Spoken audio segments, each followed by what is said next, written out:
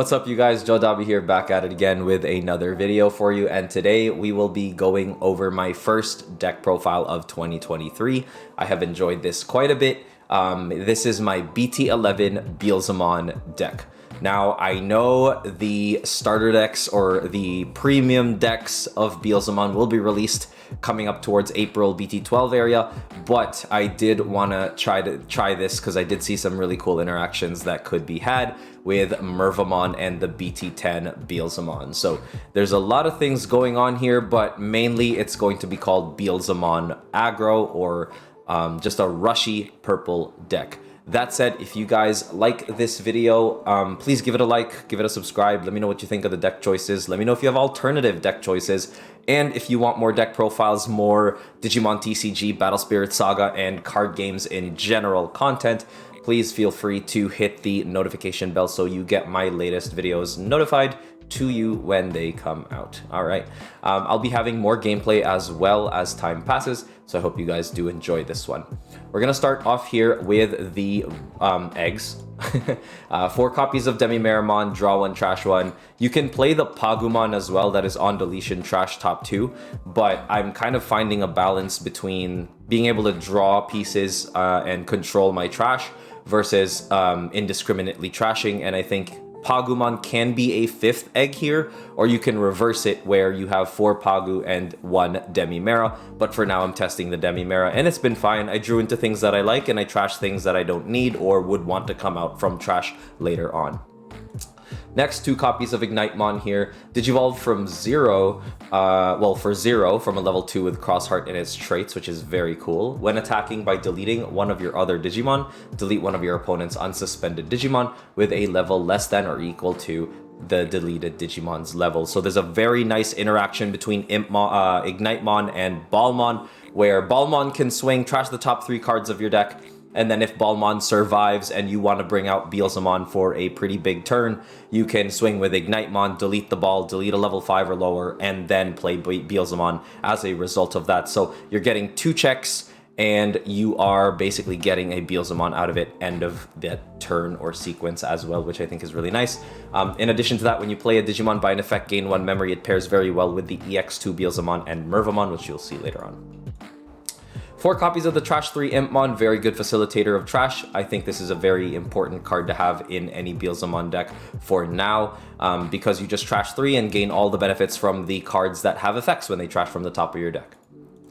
2 copies of this Impmon, and it's really just to make the Impmon a little bit more consistent for the EX2 Beelzemon. In addition to that, I do like that I can return the Secret Beels, because I only run less copies of that, and sometimes you need it to just turbo up from your Impmon.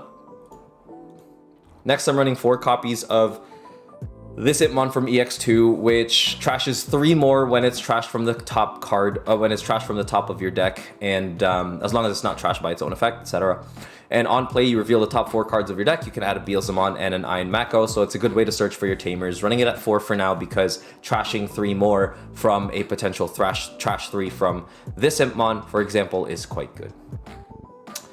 Next, for the champions here, we've got 2 copies of Quetzalmon. This guy actually put in tons of work. There's a very small interaction here when you are playing kind of like an aggro deck, where you go into the Impmon, you raise the Impmon, you go into Quetzalmon. Quetzalmon will swing into security, it'll die, and then after it dies, it armor purges. So now you have an Impmon that is suspended, and then if your opponent will swing over that, you trash top 3, gaining all the benefits. I want to put the trash 3 on their turn sometimes because, you know, if they hit like the Wizardmon, or if they hit anything that gains me a memory like Deathslinger, then I could potentially end their turn prematurely, which is very nice. In addition to that, if they don't touch the Impmon at all, it's another swing next turn, and then I can trigger it on my own accord, which is very nice. So very small niche play there, but I do really like it. 1 copy of Soulmon just to provide a DP boost to all the Crossheart Digimon, well, to all the Retaliation Digimon, including the Dark Rizamon, which you will see. It's only a 1-of because it's really going to come out only for Mervamon. That's it. I only want to see it when I do the Mervamon play and I need a blocker that is 6k DP. That is pretty much the only thing Soulmon's there for. 4 copies of Dark Rizamon. Was considering scatter mode, but with the trash from top of my deck that exists already, I think Dark Rizamon is a good retaliation option with the Merva combo because it is an on deletion draw one trash one. So at least you'll have a blocker here versus the scatter mode when Mervamon's out, and it'll have retail, and at least you draw one trash one instead of the draw three trash two, which can potentially speed up how quickly you deck out with the Beelzemon deck. Next, we've got 4 copies of the promo Wizardmon. These are starting to go up in price, so you should probably get them right now. When this card is trashed from your deck, gain a memory, so very good ability to just continuously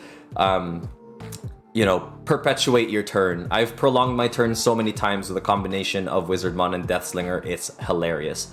And when attacking, you may reveal 1 purple card from your hand, option, Tamer, whatever, and then place it to the top of your deck. This pairs very well with Balmon's when attacking skill, moving into Balmon right now with a 7 cost to play and 3 cost to evo. When attacking, you may trash the top 3 cards of your deck, so you can trigger the Wizardmon first to place like a Deathslinger or another Wizardmon or even a Beelzemon that could play out an Impmon. Basically set up what you want to do with the Wizardmon by swinging into Balmon and then trash top 3. And then if the Balmon doesn't die, you have the option to Digivolve over the ball, or you can literally just play Ignitemon to swing over and then kill the ball and then play out Beelzemon that way. Depending on the matchup, you might want to have sources or not. Blue. So make sure that you're playing to your matchup. But Balmon's very, very nice here because I run 3 types of Beelzemon and I only really want 2 typically to come out. The secret Beels, obviously you want that over an Impmon.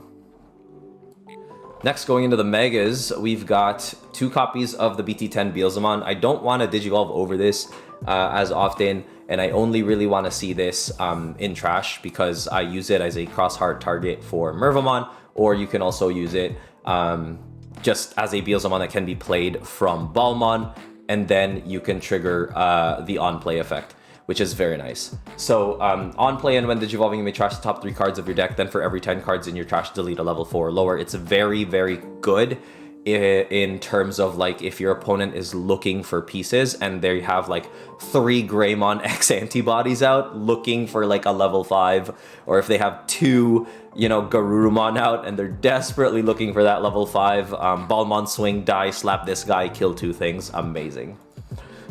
Next, 3 copies of Mervamon, which is what I was very excited for this set. On play when Digivolving, you may play 1 level 4 or lower Digimon card, or 1 level 4 or lower Digimon card with Crossheart, so it's either purple or Crossheart from trash without paying its memory costs. If Digi-Crossing, add 1 to the number you can play with this effect. So it's very easy to have 2 out all the time, and you just literally just have to Digi-Cross. And you actually have 4 targets for Digi-Crossing. You have the Ignitemon, which is a Crossheart, and you have the Beelzemon, which is another Crossheart. That said, the Mervamon's cost is only reduced by 3, so it is still an 8 cost Mervamon, but when you Digicross with the Ignite, you get to play out 2 other things, and it's inheritable here is when you play a Digimon by an effect, gain a memory. So Mervamon with Ignite will really just be a 7 cost, which is kind of nice, especially if you have like missed memory boosts and all that. If you can even get up to 8 as a result of trashing things, that is amazing, because if you can keep turn and have the Beelzemon out, the Mervamon swing with Beelzemon's effect gaining more memory is amazing, because then you can set up more plays. You can even hard drop like a Dark Rizamon if you need another blocker to end your turn off the swing, which is awesome. So all turns, all of your Digimon with Retaliation or Crossheart in its traits gain Rush and Blocker. You're typically not going to be able to trigger the Rush. You're going to be able to trigger the Blocker.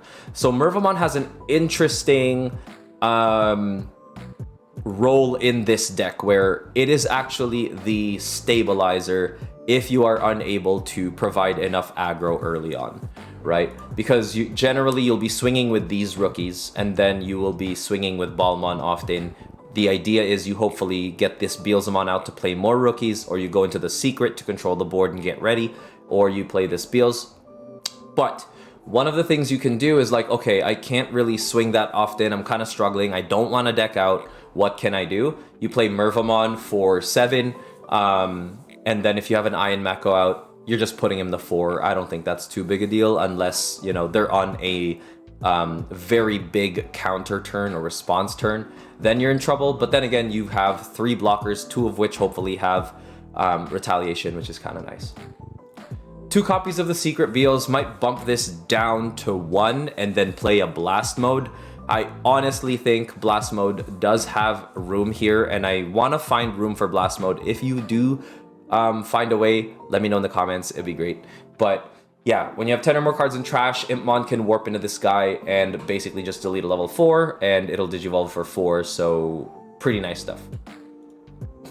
This Beels serves mainly one purpose, and that purpose is to play out or spam out Impmons very early into the game. You want to swing, swing, swing, and then hopefully get to a ball or Merva just to be like, I'm playing defense, response, right? And if they can't respond to your defense, you have 3 swings after, or even 4 if you have something in raising to win the game with. So it's swing, swing, swing, Merva, response, no response, win, right? So that's the whole idea. But you can digivolve the Balmon into this Beels as well to delete something, to trash more things, etc. You don't always have to get that Balmon to die, which is nice. 1 copy of Death X just to counter a bunch of different things. Death X is kind of nice to have when your opponent is on the slow end, if they're playing a bunch of their cool boys, a bunch of their Yuyas, and they've got like 2 bodies on board and they're still looking for something. Death X is a good way to take care of that, and then just keep pushing the aggro basically.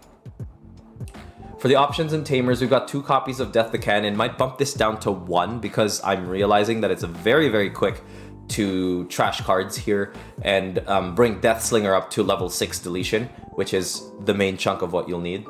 When this card's trashed from your deck, return it to your hand. You can delete a level 6 or lower. With 10 cards, you can delete a level 7. So you can actually bump this down to 1 and then add that blast mode, and you can actually bump down Merva from my testing or Beels from my testing to add another missed memory boost, making things more consistent, or even throw in a Jack Raid, because Jack Raid can come pretty clutch in such a memory efficient deck like Beelzemon.